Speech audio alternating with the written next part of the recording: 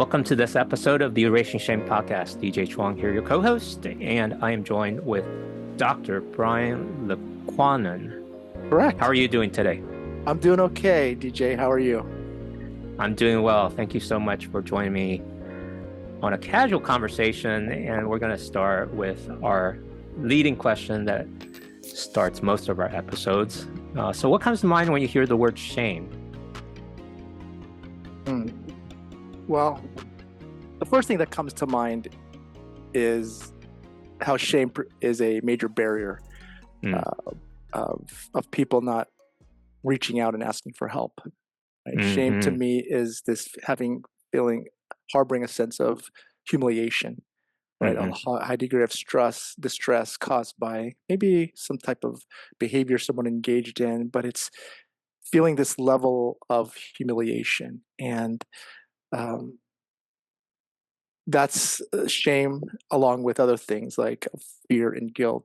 But shame is one of those major obstacles as to why people don't reach out for help. And many times shame could be explicit or implicit, right? Explicit may be sometimes it's overt within a culture or family. Shame for things like seeking help for mental health or having a mental health condition or using substances or what have you, or infidelity. And or it can be implicit, meaning the person just puts the shame on themselves, whether it be misinterpretations of messages that they feel like they got from a family, like, oh my gosh, my family would be so ashamed of me or humiliated if they found this out. And it really creates this barrier.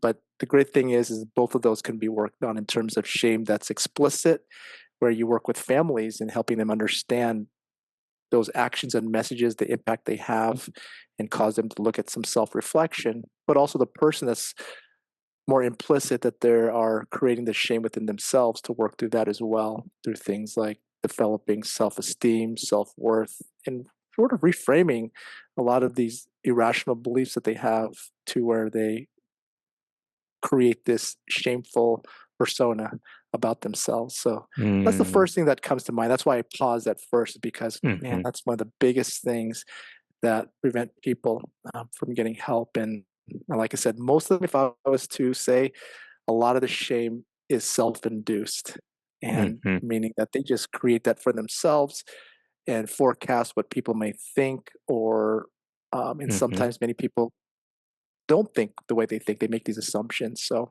great question. Wow. Great question. Glad well, you brought that is such a well-articulated answer. And part of that is because you are a trained psychologist and you have a PhD, and you wrote a book that we'll get to towards the end of our conversation about what it would take to encourage and inspire and motivate someone who is struggling with mental health or addiction into treatment. But shame isn't just an individual thing, particularly in those of us that grew up in Asian culture. I'm Chinese. I think you're Filipino. Yes. And shame just comes with the package of our epigenetics, of our family upbringings for generations. It's just part of our culture.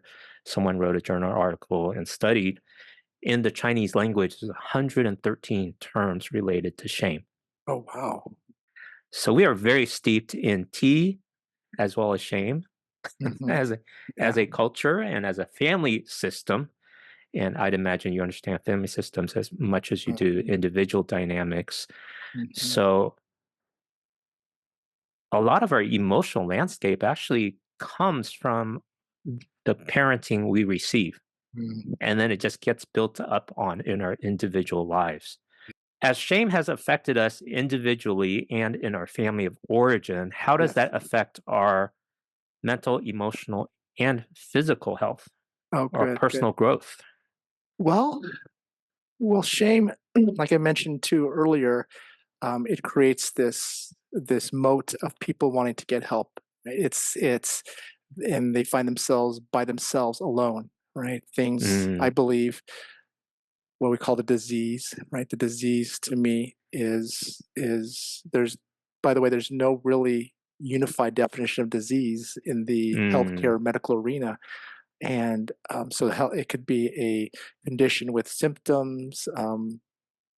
So varying definitions. The World Health Organization defines it as not the presence of infirmity, but the level of health, Mm, and without the complete absence of infirmity. And so I like to expand the definition of disease. It's any entity in our life, any entity that's been chronic, meaning long lasting, and creates impairment in multiple areas of our life. And so mhm, so we usually think of a disease as, oh, it's a what medical condition, what mental health condition do you have, what substance are you struggling with, right? We have diabetes, we have hypertension, we have Crohn's disease for medical issues, for the mental health issues, we have a depression, anxiety, post-traumatic stress disorder, alcoholism, and so forth. But things like selfishness could be your version of a disease if it causes impairment in your life.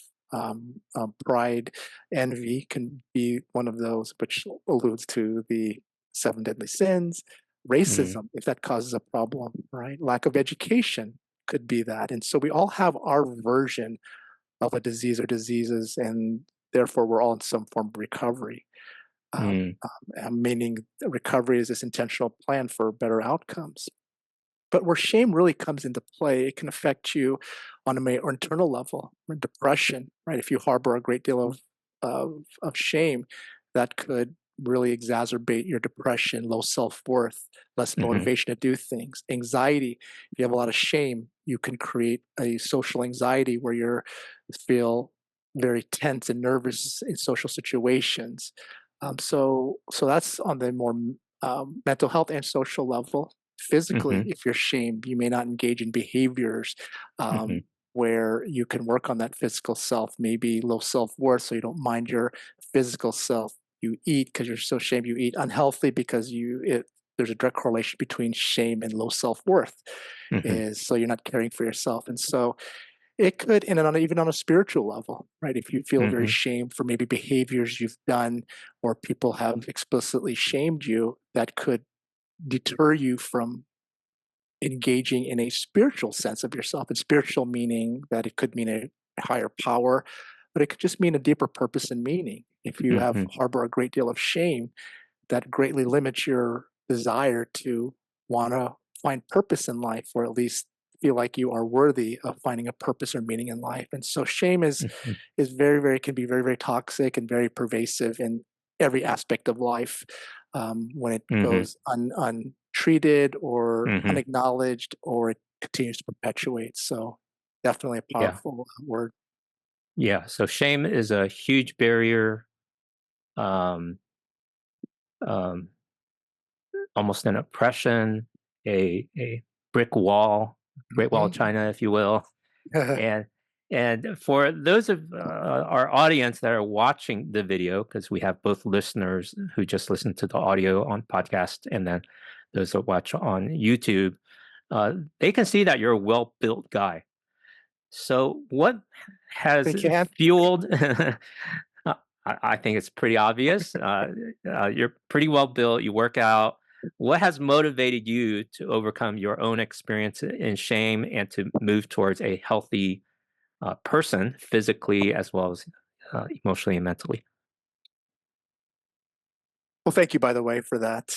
I really appreciate that compliment. And and it is in all humility, it is something I do work at. I do believe there are four major areas of one's life, Mm, and that can lend itself to healthier living, or if we're struggling, we're not attending to one or more of those areas. And there's the physical self, and what we do with our body, diet, exercise. Mental emotional, that becomes the more the mental health aspect, how we mhm, think, behave, how we treat our mental health side. There's a social side, which are the things outside of us: relationships, career, extracurricular activities, the fellowship we surround ourselves with. And then there's the spiritual side, which is could be a higher power, or it could be a greater purpose and meaning. mm, And so for me, the physical part has always been something I grew up in a family where I was very fortunate and lucky, where they facilitated our um, physical self in sport endeavors, whether it be soccer, whether it be karate, whether it be tennis. Grew up in a lot of competitive tennis, and then martial arts for me currently is really big. I currently compete in Brazilian Jiu-Jitsu, Hmm. which is a ground submission martial art, which has origins from judo, but also has wrestling and grappling, where your job is to control or even defeat the person through submission moves. And so that's been really huge for me, and it's because it connects you with the mind and the body. Hmm. But for me, I've always really, it's working on healthy body image and recognizing that connection between mind, body, and spirit has been really, really important for me. Hmm. And and I just realize that it's one of the areas where I tell my clients that that's important to focus on. The things we Yeah. put into our body, and that's simple as diet. How quality of sleep that we get, and how we treat our body is huge in terms of our mental well-being. Because if we're not Hmm. taking care of our body, it's going to affect our mental well-being. If we're not taking care of our mental well-being, it'll impact our body. All four of those pillars, and Hmm. they're very symbiotic, and they both impact one another. If we're hyper Hmm. focusing on one, if I'm only focusing on my body, but I'm not doing Hmm. anything to work on my mental health, it's not going to do well. Hmm. If I'm Hmm. completely focused on my career but neglect my mental health or my spiritual self, it's probably not going to be a very Hmm. balanced lifestyle. So, Hmm. but yes, so the physical part is a really huge, and research consistently shows, when you engage in those, the things that come along with it: stress reduction, endorphin release, dopamine attainment, Yes. serotonin release is all Hmm. huge parts of our overall well-being. Yeah, and I asked that because having multiple rounds of dealing with depression, and I have a diagnosis of bipolar disorder for 24 Okay. years, and part of my treatment and recovery process has been learning to be more holistic in my recovery Mhm. journey. But so much of the initial treatment only focuses on psychiatry and psychology, which is the Yeah. talk therapy and medication. Hmm. And then I don't get much coaching or support in my physical or my diet or my social. And Hmm. part of that is I don't want to pay for it. And part of that, there's not as many professional services in those realms. Hmm. And so as you paint this out, how do you advise people to go beyond the psychological services that you provide? Well, one of the things you mentioned is that there's a financial part to it you want to pay, and it's pretty amazing where there's so many things that we can do. Like, we think that to gauge in something we have to pay for it. Yes, there's probably some certain activities you can do, but there's just so much. For example, we talk about the social part, right? The Mhm. fellowship. There are so many ways to connect with people, and I help clients um, take advantage of social media, Mhm. where you can connect with people that have liked interests, and so just be consciously aware of gradually building a fellowship of people to surround yourself with, create those intimate relationships. And you can do that in many ways, like, connecting with people, maybe attending a conference Mhm. or a social event. And so that's one thing that we can definitely do. That's not something that you really pay for. So fellowship is something we can always create. Um, and a lot of activities as well. One thing that I realize, I refer to 2020 and beyond as a really, really pivotal part in our lives, as there's been, Mhm. it was a very tragic time in our lives for sure. But there's also a lot of silver linings. And when I was working out, I did actually saw clients come to me because of the closure of gyms. These were Mhm. successful people that own businesses, and I said, "Well, what brings you here to therapy today?" "Hey, I'm losing it. My gym. I used to go to the gym at 5 in the morning. That used to be my thing, and I can't go to the gym anymore, as you recall, during that period of time."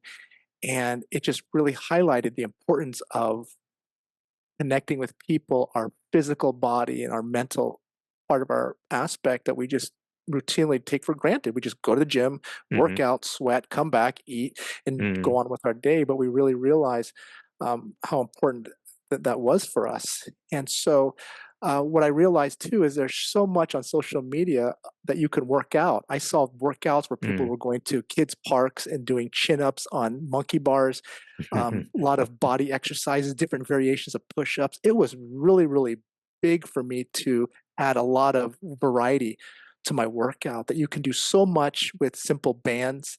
You can do Hmm. with your own body weight. And so there you go. So that's something you don't need a formal gym. Some of the best exercises now are with like kettlebells that you can buy a Uh, kettlebell mhm. or like I said, the bands. And so a lot of these things don't cost money. Find someone that trains a certain martial art. Most people who are really passionate about it love to teach Yeah, and share the knowledge. And so I know a lot of people who invite me, hey, let's go train, let's go roll. And just as far as extending that knowledge. And so I'm hoping for your good, listeners out there that don't let that be a barrier, good. that money is an actual barrier. You can really Yeah, be healthy and work in all those areas. Just got to be a little bit more creative. yeah. Creative and finding the motivation and Mhm. impetus, the Yes. intentionality to do that is what can be elusive for some people. I know it's elusive for me. And so one of the best workout season I had was becoming a member of Orange Theory. Oh, It's a yeah. boutique workout Mhm. system, an hour each session, and having a coach constantly, consistently yelling at me to go from one station to the next really helped me to Mhm. get the motivation of peer pressure and authority and all that. And I think in a year and a half, I really experienced the difference. But Mhm. because of COVID, then I no longer do that. And I've been doing Peloton. So again, Oh, okay, yep. having the coach and a person that gives me a sense of uh, pull and movement helps me than just me going to a gym trying to motivate myself to do the exercises. And I think the other point you mentioned is having a daily or weekly routine. Yes. There's something about our brain, it really clicks in on the routines that helps us to break the inertia.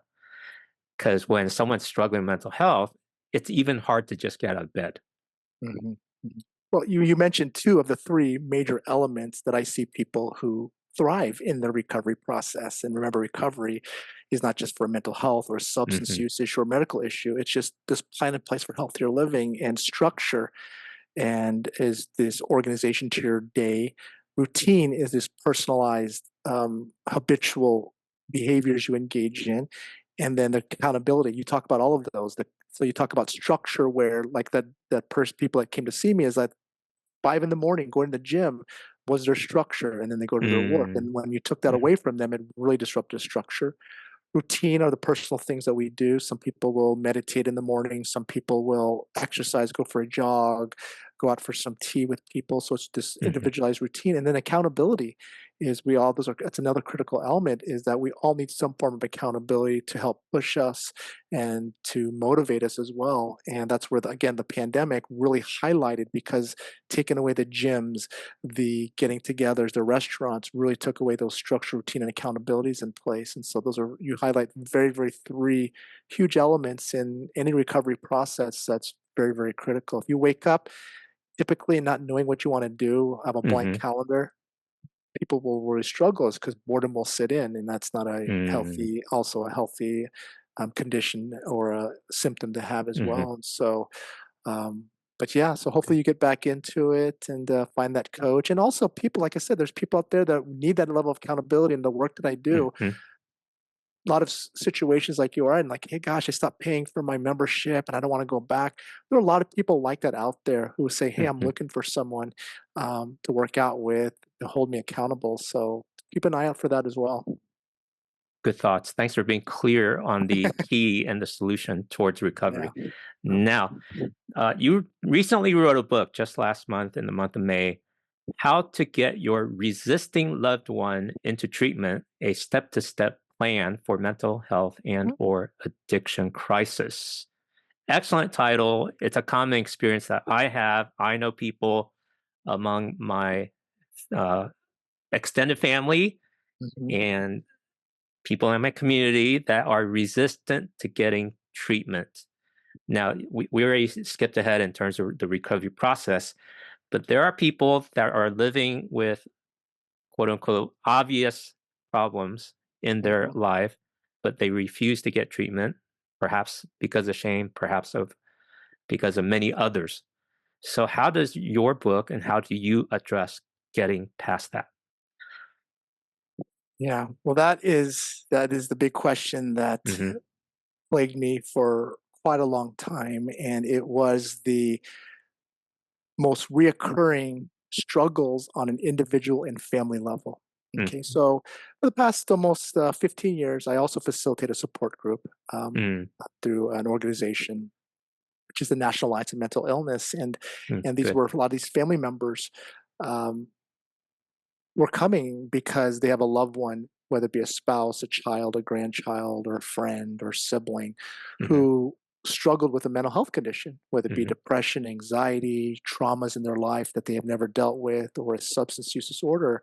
And they kept coming up with the same questions. What do we do? We're scared. They are suicidal, Hmm. or they have bipolarity or bipolar disorder. And if we Hmm. stress them too much, they may get into a manic psychotic episode. And so a lot of these families were stuck, and they were had a lot of fear, shame, and guilt. Hmm. And so I would get these family members when I would um, provide these support group talks. And I was also working at a treatment facility for adults struggling with mental health and conditions and so forth in my private practice. Is a lot of my interventions were very consistent, meaning, or very, very thematic, meaning these questions I was getting were the same and my responses were the same. And Hmm. so people would say, "Hey, can you write this down, or can you Hmm. create a manual of some sort?" And that's where the thought of writing a book was all these knowledges out there and these clarifications that people were having, or they were interpreting things Hmm. differently. For example, tough love is a well-meaning Hmm. term, but a lot of families view that in a wrong way, where they just have to shut their loved one out of their life. And when you're ready to get help. And that's a very difficult place for someone who is harboring a great deal of shame. They're lonely Hmm. already, and that could really lend itself to very, very unfortunate consequences where they may take their life or just disconnect from the family Hmm. forever and so forth. And so Hmm. a lot of the knowledges were there were these what I call the 25 must knows, which I believe are the most essential knowledges that any family members should know to navigate through this process. I talk about um, the manipulation part of the disease. I do believe 80% of the disease is why someone struggles are valid reasons. They may have a medical Hmm. condition, a psychiatric condition, traumas, abuse, substance Hmm. abuse issue. I believe Hmm. 20% is the part of the disease that creates the barrier, and that's the manipulation part. Manipulation part. Manipulation is getting people to do things they wouldn't normally do, and Hmm. that's like lying, blaming, gaslighting, stonewalling, Hmm. threatening, all those things, using money, power. And that's the barrier part that families on a family system level need to shut down for them to work on the 80%. And so a lot of what Hmm. I talk about are knowledges and strategies. And the biggest point of it is to have hope, because your loved ones, no matter how sick or ill they are, can still get better. I've seen it consistently. Hmm. And then to let them know that there's things that they can still do, and they can still love their struggling loved ones, but also set a nice balance between setting boundaries and rules, but you can still love them as well through what I call assertive love. And so hopefully it answers the questions of all the missing knowledges that people and are um, working with, that keeps them in this very stagnant or stuck place. Such an important question, such an important book, and I'm so glad you uh, listed out 25 key ingredients to really consider and work through. And I mean, your book subtitle is A Step-by-Step Plan. So I look forward to getting the book, and I hope we can meet up since we both live in the Orange County area Yeah, and for get it sure. autographed. For sure, absolutely. Do you have an upcoming event coming up on your calendar where people might get to meet you in person?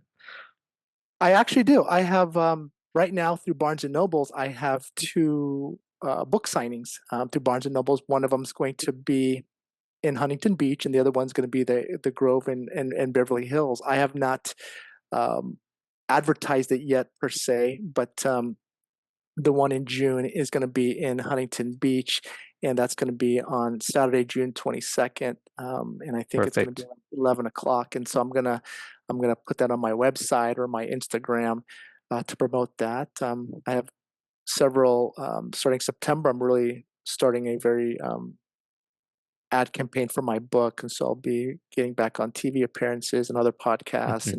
and articles and so forth. So I'm really excited about these next few months into 2024. And I also give talks. If you have any listeners out there with organizations, whether it be their churches, whether it be the organizations, I enjoy giving talks, especially on the topics that are embedded in my book, which are those essential knowledges. So feel free to reach out to me. I'd be more than happy to talk and see what we can do from there.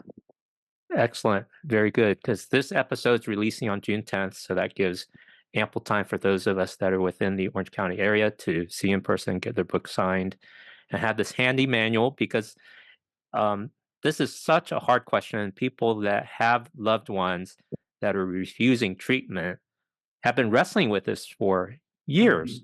Mhm, And mhm, so it takes some time to really soak in the book and consider what are those practical next steps to help melt the ice of those hardened mhm. hearts. And quote unquote, obviously, someone who is struggling is because they have pain that they don't know how to resolve. And that pain turns into shame, which resists Exactly. treatment. And so getting an opportunity to really soak in that is really helpful. And they're stuck in that pain if they don't get treatment. And so it's a vicious cycle. It's a vicious, and what happens, if I may say, you say a lot of good points, DJ, is I take it a step further, and those emotions of shame or guilt or fear, that eventually turns into resentments, and Oh my. resentments Mm, are unresolved angers, and I call resentments the acid of our inner beings, or the termites of our soul, which means it just eats away. And no matter what you've been through, at least in the hundreds, maybe thousands of clients on various levels that I've seen, no matter what happened to you, when it happened to you, who did it to you, the resentments almost always point back at oneself, which wow. creates the shame and so forth. And so if you look at any modality, whether it be a spiritual modality, religion, Hmm. um, mental health therapy, Hmm. 12-step recovery is tackling resentments, because resentments Hmm. are so powerful. I think resentments is the broader umbrella, and then underneath the broader umbrella are things like shame, guilt, fear, Hmm. resistance, and all those things. And so that's why Wow. you see resentments being one of the most important avenues that people need to tackle and address, because that's how impactful it has in other areas of our life. And so that's one thing that you had mentioned. And the other thing too is, when I talk about treatment, sometimes people think treatment is, hey, going to a treatment facility. Where I Hmm. talk about in my book is, treatment is just getting them to a place where they accept help. Like, Hmm. okay, I'm ready. My life isn't working out. I'm Yes. scared. I don't know what to do. And maybe treatment not may be a formal treatment, because sometimes resources aren't available. Maybe it's not accessible for them. But treatment can be going to their church and whatever they have Hmm. set up. Maybe going to a support group. Maybe going to a 12-step recovery program. Maybe um, finding some other level of support. And so, not only, like I said, treatment, more of just get your loved one to a place where getting help Yes. and opening that door to change Yes. is the only option left on the table. And that's why I Yeah. tackle a lot of families, because when someone's struggling, yes, you want to get them help, but we forget about the family. They need to grow and Mm, change, and they need to be in their own recovery. So that's what I tackle first. Because if someone gets mm, help, but they go into treatment, 45 days later, if the family hasn't evolved, they haven't enculturated, they haven't understood, they don't know how to communicate better to their loved one, they're just going to mhm, go back into that cycle all over again. And so the family mhm, unit has to also be willing to change and grow and be part of the mm. recovery process. Wow. You've touched on two very powerful things beneath the surface because we've talked a lot about shame on this podcast, and you just went behind the shame to resentment. I'm like, Exactly. wow, that's the core of where that resistance is really holding on to. I was like, Mhm. wow.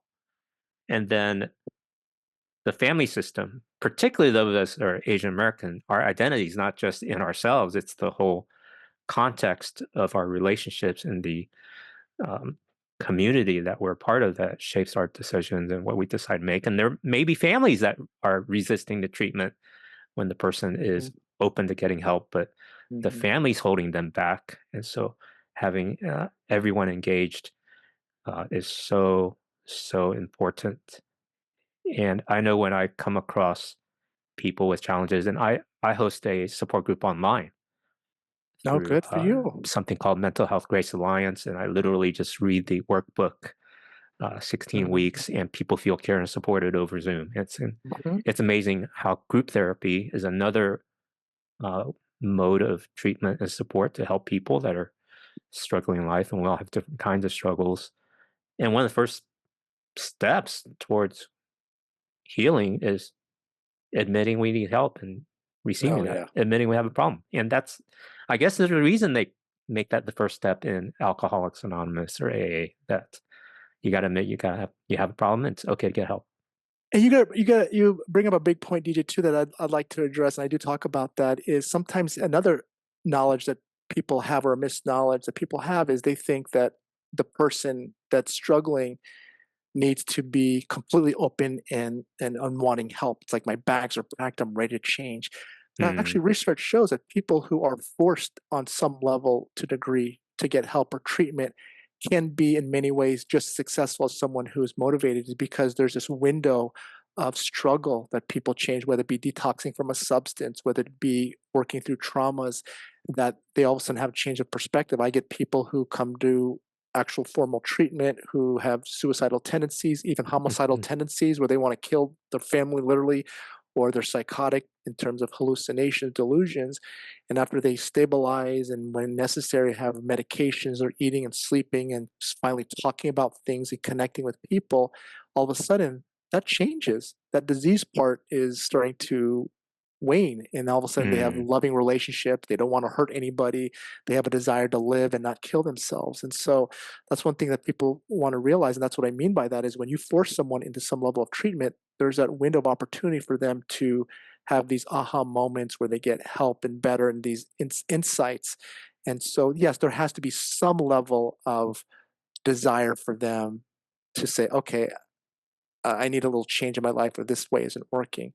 But mhm, just recognize, I want your listeners to know that that's what I'm trying mhm, to do, is we force them to a point of desperation where their mm, option is, okay, if I want to continue to live and have mhm. support of my family, I got it healthy. And that's what I tell family members. You're not telling them that you don't love them anymore.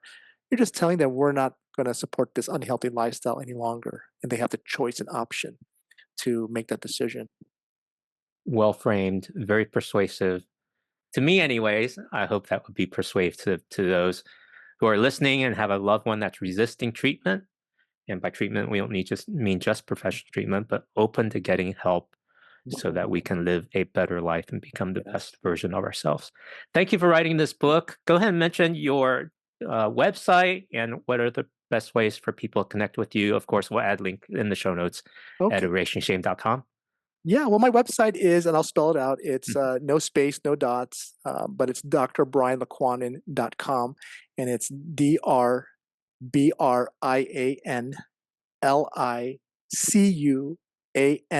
DrBrianLicuanan.com. I have my books there accessible. I have other media appearances, and you can contact me there. And also on Instagram as well. It's drlicuanan.com. And you can find me there as well. But yeah, thanks for having me, and I really appreciate what you Thank you. do. And with your group as well, I want to tell your listeners is that use Google. There are, like your group is, there's a lot of resources out there of support and people that want to connect. Take advantage of the internet. That's Mm, the silver lining with the internet. Um, like what you offer as well. And there's a lot of groups and people out there who want to connect, and it's very, very powerful to connect with other people who normalize and don't make you feel so alone and ashamed. And so I'd like to thank you. encourage that as well. So really appreciate what you're doing. Thank you, Dr. Brian. Great chatting with you. Thank you for making your knowledge widely accessible to people and making it clear, practical, simple, and it's going to really serve people well. Have a Yeah. great day. DJ, And, thank you so much. and our listeners and viewers, thank you for watching this episode of the Erasing Shame Podcast. Thank you for listening to the Erasing Shame Podcast. Get this episode's show notes at our website, erasingshame.com. Subscribe to the Erasing Shame Podcast on Apple Podcasts, Spotify, YouTube, or any podcast app. And please add a rating and review so that we can reach more people with our message of hope and healing.